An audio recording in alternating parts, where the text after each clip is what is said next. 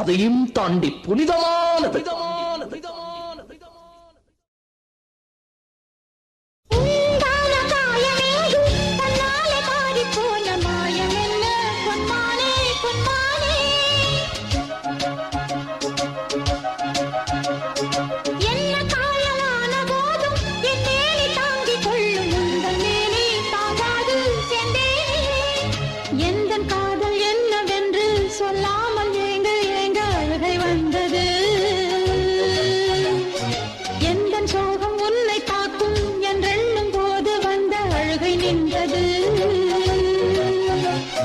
மனிதர் உணர்ந்து கொள்ள இது மனித காதல் அல்ல, அதையும் தாண்டி புனிதமானது.